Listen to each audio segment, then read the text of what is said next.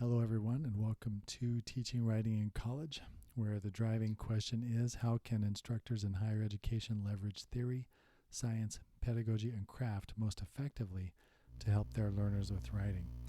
I'm your host, Tom Skeen, and this is episode 21. Want to really help students with citing sources? Follow the penny principle. And so in this episode, what I'd like to do is share a strategy that I use to teach source citation. And it's one that I sort of borrowed from cognitive psychology. Conceptually, I borrowed it and I've just applied it to in-text citations. And my hope here is that it shows how citing sources can be taught across genres. And I know that there's a concern, of course, about academic integrity and things like that. And so source citation may have taken on some additional nuance in the last year or year and a half, with all of the concerns people have had about artificial intelligence. But then also, it is just kind of a problem that has been, or kind of a teaching problem, or, a concern that teachers have had for a long time. And so I've found a way to do it that I think works really well. I've been using it for several years. And what I'd like to do probably is split this into two parts. So in this first part, I'll explain what the penny principle is and how it works, and then also talk about how I use it or how I introduce it to students. I've got a PowerPoint that I use in my classes, especially at the beginning of the first year, and then I use it in all my classes at least a little bit, depending on what the class is, so that students just have a strategy, because that's what it really is. It's a strategy for students.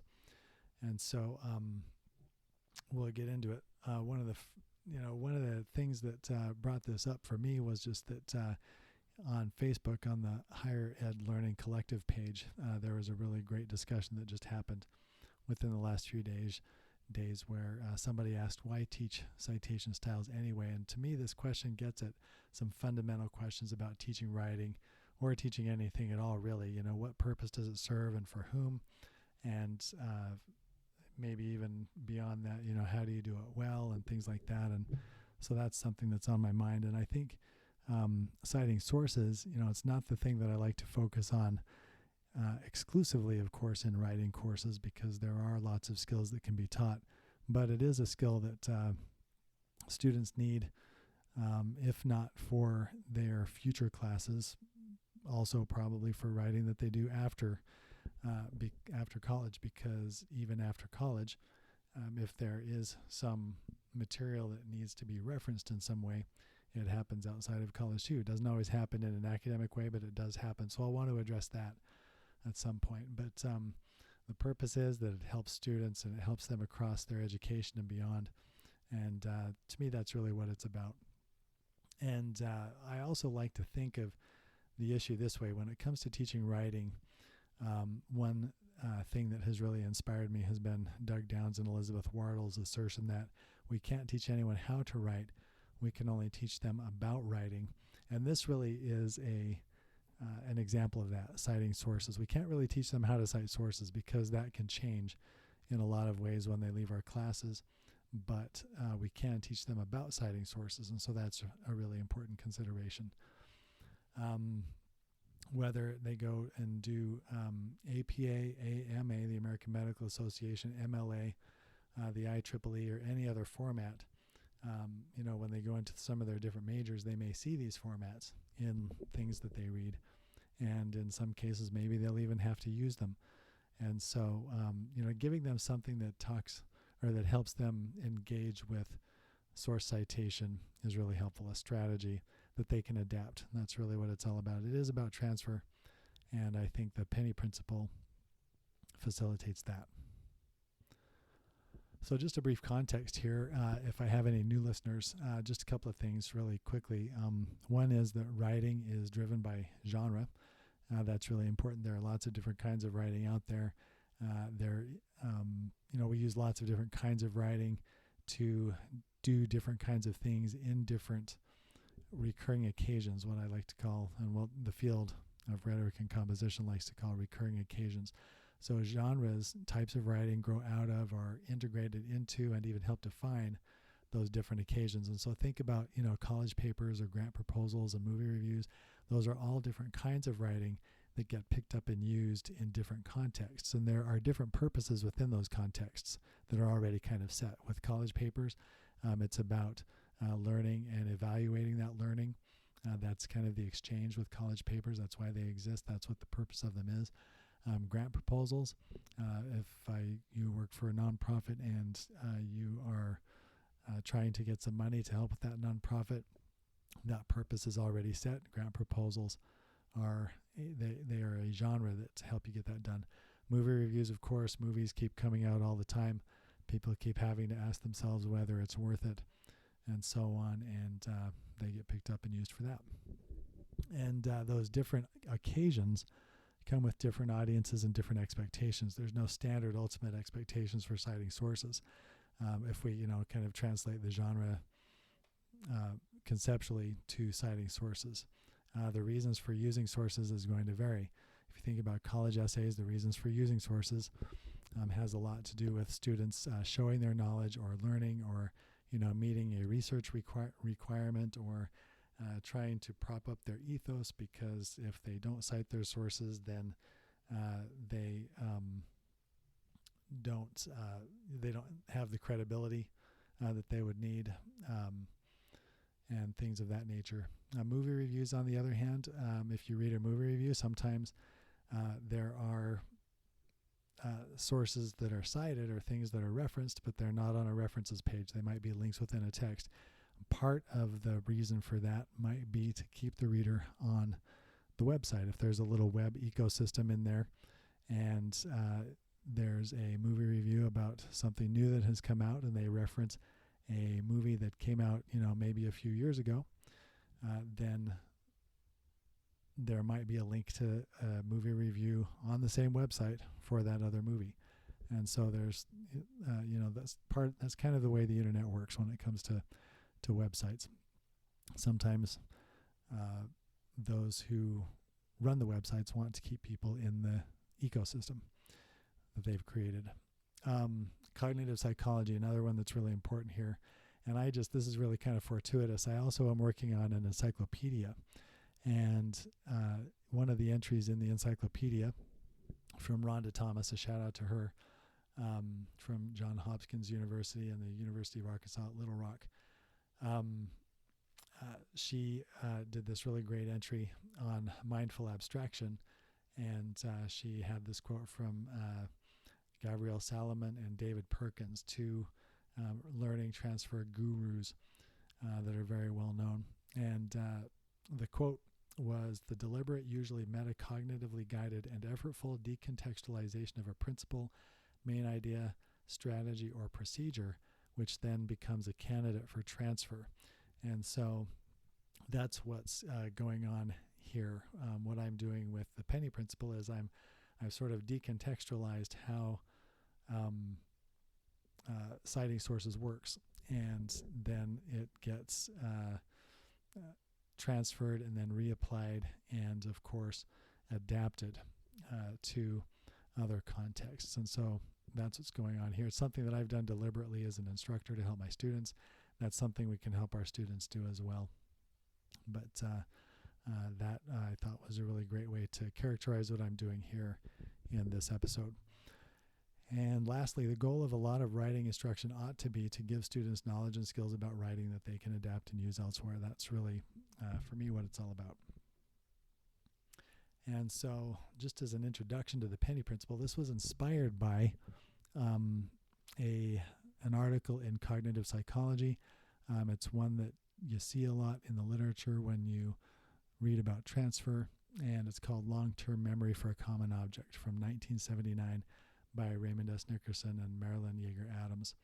And I don't know if I can do it justice, but I'm going to just go ahead and read the abstract here. This is from the article itself. If you're watching, it's on the screen, and if you're not, this will help contextualize it for you. But what they did is, I'll just read it. A series of experiments was done to determine how completely and accurately people remember the visual details of a common object, a United States penny. people were asked to draw a penny from unaided recall, draw a penny given a list of its visual features, choose from among a list of possible features those which do appear on a penny, indicate what was wrong with an erroneous drawing of a penny, and select the correct representation of a penny from among a set of incorrect drawings. Performance was surprisingly poor on all tasks. On balance, the results were consistent with the idea that the visual details of an object, even a very familiar object, are typically available for memory only to the extent that they are useful in everyday life. It was also suggested that recognition tasks may make much smaller demands on memory than is commonly assumed. And so that last part there, visual details of an object, even a very familiar object, are typically available for memory only to the extent that they are useful in everyday life. And so that to me has inspired what's called the penny principle. And then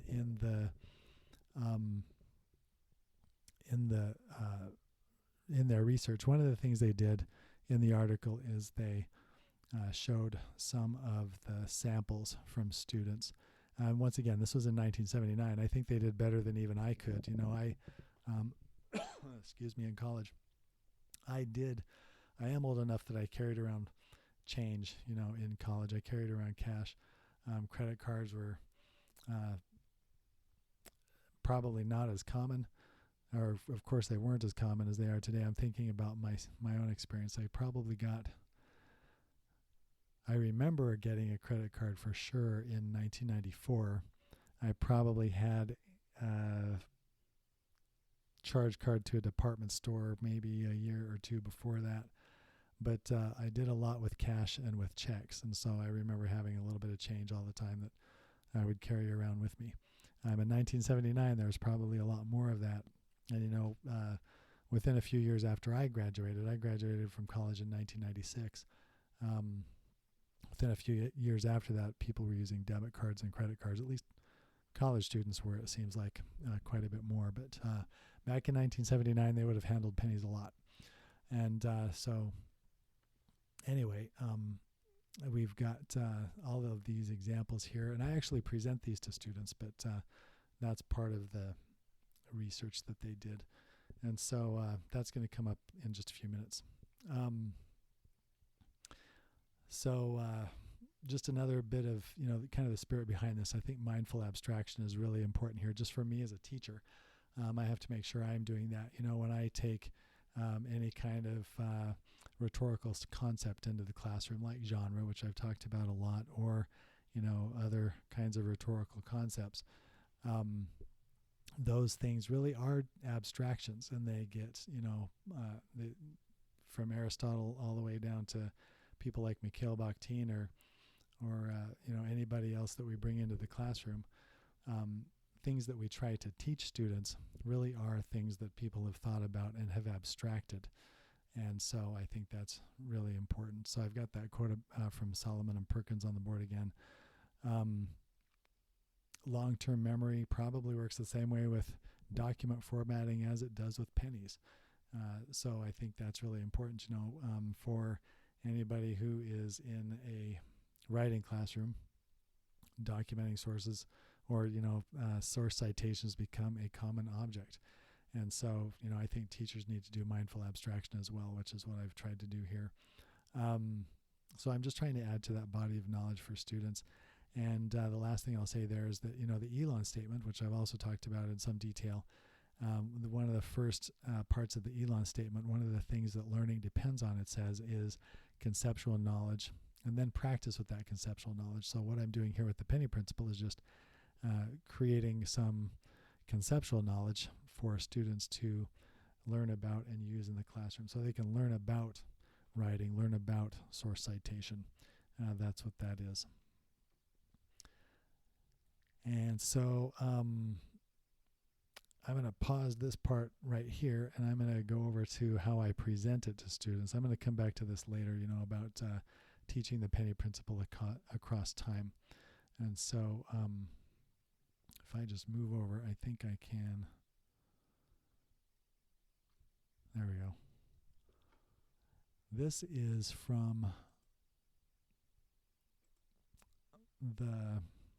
this is what I take into the classroom the first time that I introduce the penny principle to students. So this is my lesson plan that I use. And so in a typical semester, I will introduce it quite early, often because students are used to hearing about citing their sources, and so it can be a piece of prior knowledge that I can start to draw from, and I can also kind of show students how generally the course I want to steer the way that we learn in a bit of a different direction than they may have experienced before, because it's about conceptual knowledge.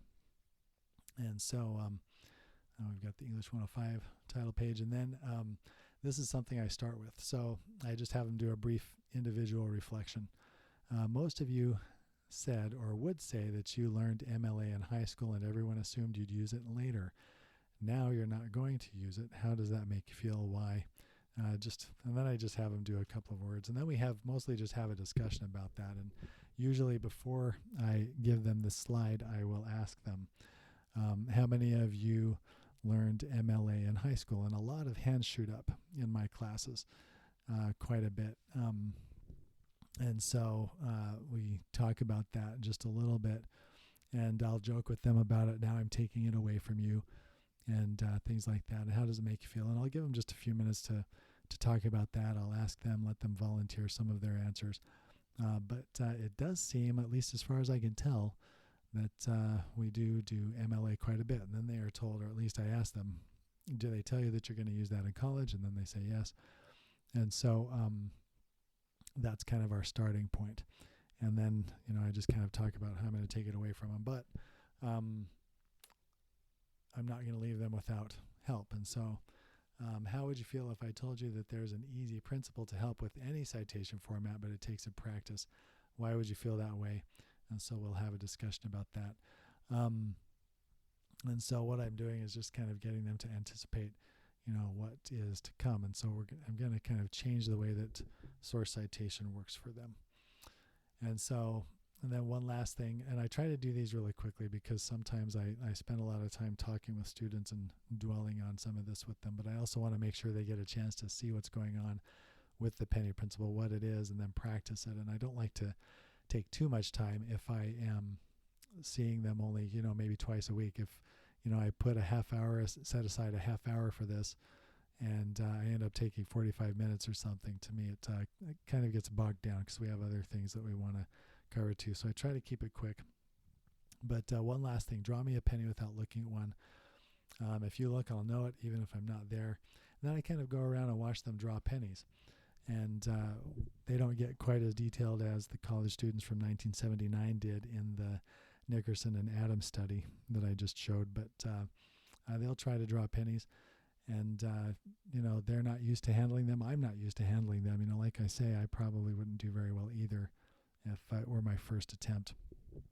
And so they play around with it for just a couple of minutes, and we talk about it, and I ask them, well, who drew a good one, and things like that. So we talk about it a little bit. And then I bring up the study, and here I'm showing the study to them. And I just say, college students did about as well as you back in 1979. They couldn't do it either. Here are the results. And sometimes I'll joke with them about these results, and so like the second one on the top there, I talk about how that looks like the, a cross between the Snapchat ghost and Buzz Lightyear. They think that's pretty funny. There's a zombie, the third one over on the top. The fourth one over, I think, is kind of amusing. It looks like an Abraham Lincoln shruggy. It looks like there's Abraham Lincoln facing straight forward, and he doesn't know if he's supposed to be facing left or right. And then there's another one that looks like maybe a Roman statue on the bottom left, another zombie bottom middle. There's a pretty good bearded Abraham Lincoln on the bottom toward the right. And then there's, at the very bottom right, there's one that looks like it has a chin strap. So, we talk about that just a little bit. It's not an easy thing to do. So I just show that. And then I'll have a discussion with them. Well, why don't you think we can draw pennies? And we'll talk about it, because I say also, I bet you would be able to recognize a penny if I were to, put you all in the back of the room and tape a bunch of coins up on the front wall. you'd be able to recognize the pennies really quickly, and they'd say, yeah, it's because they're copper, and they're the only ones that are that color. And then I say, well, I bet I could blindfold you, and I could, or do you think if I blindfolded you and I put a bunch of coins in your hand, could you find the penny? And they always say yes to that too, because you also have to be able to discern what they feel like, and so and what size they are relative to other coins. And so they're pretty confident that they'd be able to find one even if they can't draw one like this. And so we talk about that just a little bit, and I put this up on the screen. This bottom part here I'll just read. Our brains only remember what they are required to focus on, and that's what you need to use a penny, to focus on it, or what you need to focus on basically is the color and kind of the relative size and weight, the way that it feels, and then you can use it successfully, and that's really what it takes. But you don't need to know which way Abraham Lincoln's face is, which side it's facing, and so that's the way the penny principle works. And so so I have them copy this in their notes, some new conceptual vocabulary, because you can apply this to source citations. And so the penny principle, getting formatting right, is like drawing pennies, and that's the basic way that I define it for them. And then I give them some steps, and so I have them copy this down. So the steps I have are: figure out what genre your source belongs to, find a suitable example just like you would find a penny if you were to draw one, gather information about the source that the example requires, follow the example in every detail, and make adjustments as necessary. And so those are the 5 steps. And really what I'm doing here is I'm just breaking down what I would have to do if they were asking me, well, Dr. Skeen, how do I cite this source? Because we do get those questions quite a bit. And sometimes we get lots and lots of those questions. And my answer becomes, as the semester goes on, we'll just follow the penny principle. And do you remember what the penny principle is? Just follow the penny principle. And they can do it. So basically what I'm doing is I'm putting work into their hands, cognitive work that they want me to do, but I want them to do because they're the ones that need to learn about it. So that's what the penny principle, part of what the penny principle is useful for. It's just to give students, sort of redirect them toward practicing the skill. And so then after I give them an opportunity to copy that down, I give them an example, and I do an I do, we do, you do. And that's something I should have a lesson on sometime. But I do, we do, you do is just a quick procedure that helps students kind of learn and internalize a skill, kind of follow along and understand the first time through what's going on. So I demonstrate, then I have all of us do it together, or I have them do it in groups, and then eventually have them do it individually. That's I do, we do, you do. And so I start that. What if I want to cite this? What kind of source is this? It's a book. This one on the screen, it's Argument and Composition by John Ramage, Michael Callaway, Jennifer Clary Lemon, and Zach Wagner. Really great book.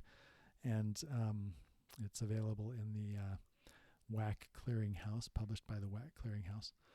And it's available on their website. And so then what I do is I say, okay, it's a book. And so then I find a suitable example from APK 7. And so what I did is I went to I've got a screenshot here of a library resource from my university, from Grand Canyon University. And I just have a screenshot of something that corresponds to the type of source I have. And so here it is. It's a book without a digital object identifier, and that's what my library has. And one thing that I really like to do too when I do the penny principle, either in a longer lesson or a shorter one, is if I use resources from my library, or if I use resources from the internet, like the Purdue OWL or things like that, then they know that they have things that they can go find and use. It gets on their radar.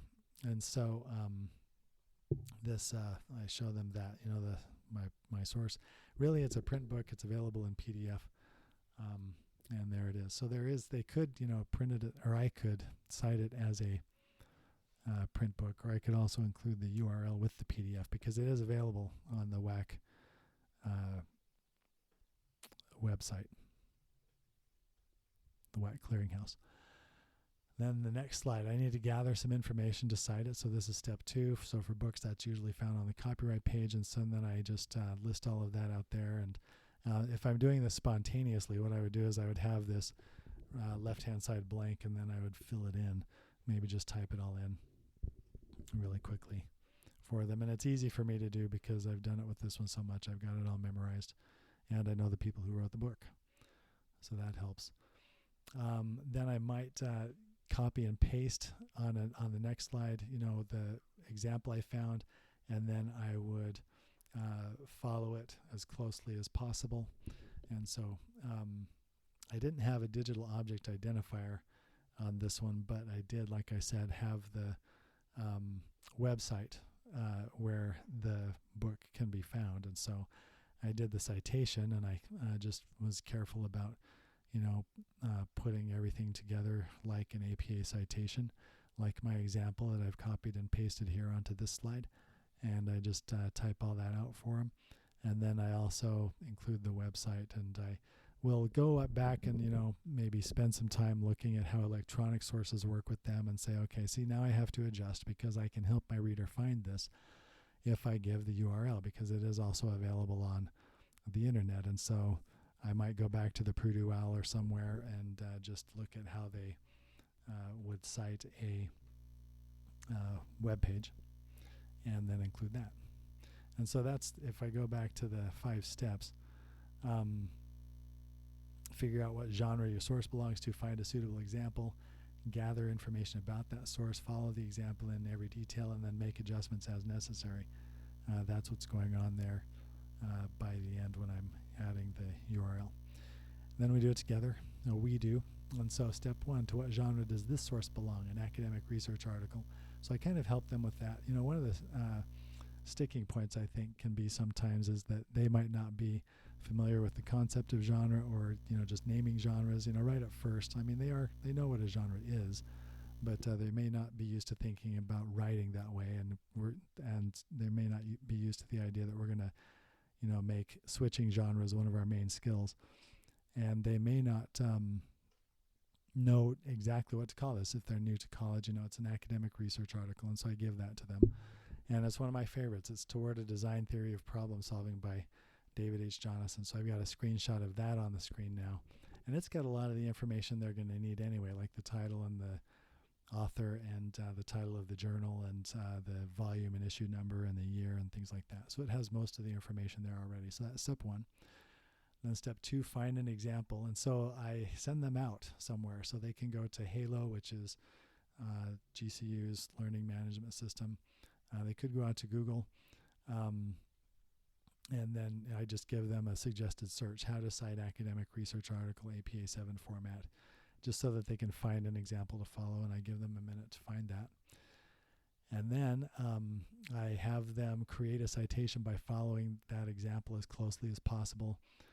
I gathered a lot of the material for them here in so step 3, where I'm gathering material.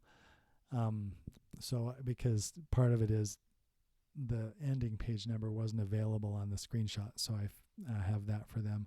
And they may not know what the numbers mean, like the 48 is the volume number and the issue number is 4 and things like that. So I just help them with that a little bit, just to give them an opportunity. And then I also put one on the screen. I put a sample citation on the screen so that if maybe they didn't have time to find one, or if for some reason something's going on, or maybe they chose something that wasn't going to work, or they got confused, I've got one, and I say, okay, you can use mine, or you can use whichever one you found. You'll probably end up with a very similar result. And so I just give them an opportunity in, I think it's step 4, just to go ahead and make all of the information from the sample article that I have, Toward a Design Theory of Problem Solving, and they plug all of that into the sample citation that I have here. And all of that's on the screen for them just to make it easier on the working memory. Give them a chance to do all that. And then adjustments. We didn't make any adjustments on this one. One adjustment could be, and if we have time, I would talk to them about this, about finding a digital object identifier and seeing if this article actually has one. And so I might take them to the library and we might look for one online, of course, just on my screen. I might go to the GCU library to look for a digital object identifier. And then just a little bit of reflection. It's kind of the you do component. When and where is your next opportunity to use the penny principle? Follow the steps. And so I might just have them jot that down, because by this point, it's taken me about a half hour to get through the lesson.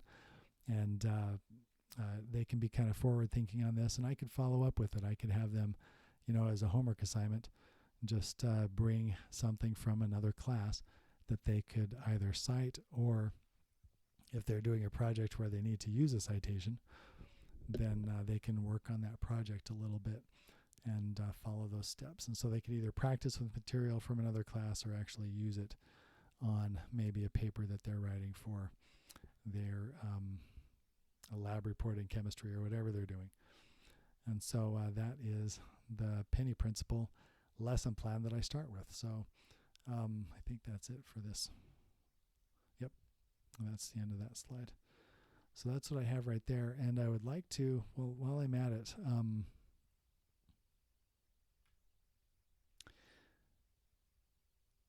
another thing that I'll just talk about briefly here, and come back to it in more detail on the second part of this episode. But, sometimes I think the penny principle can just be practice 5 minutes here, 10 minutes there. What I just did was probably about a 30-minute workshop to introduce them to the penny principle. And then there are lots of ideas that I have that can be mixed and matched. They can be combined and varied with other things that you might be doing in the classroom. And you'll see some of that in the next episode, because I have a big list of things that I want to bring in. But I also have into the podcast, I also have a list of 18 ideas just that I was thinking about. Some of them I'll be able to show next time, but lots and lots of ways to do something. Some of them will only take 5 minutes, and I think doing it across time is really important. So that they don't forget the penny principle, that they get a little bit of practice in, just kind of it just sort of builds some muscle memory, as it were, as they cite sources. And I do have some others, I think practice and metacognition are also important, so this, what I'm trying to do with the penny principle includes things that I talked about in episode 12 of the podcast, about practice and how important practice is, or episode 13. I did a different one, varied practice with students over time. I think there I did some work with structure. And so that's what's going on here with the penny principle too. Episode 20, the one that I just did previously, which was metacognition. Metacognition is a learned skill, also really important. And I think, some of the stuff here touches on that. So I think that'll be it for now. I will come back and read you this lengthy 18-item list of lesson plans or activities that could be done for the penny principle, and I'll share some of the ones that I have done in the past too. It was kind of fun to go back and look through. I've got a big folder on this, and I've got a bunch of different activities and a bunch of things that are integrated into PowerPoints that I use regularly, but that might, be also tied to other aspects of writing. And so I will show a bunch of those next time. But thank you so much. I really appreciate the opportunity to do the podcast. It is a lot of fun for me, and I hope you enjoy it too. So thank you so much, and I will,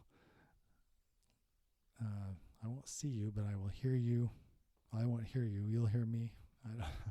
I look forward to being in contact with you again soon. So thank you so much, and I'll sign off for now.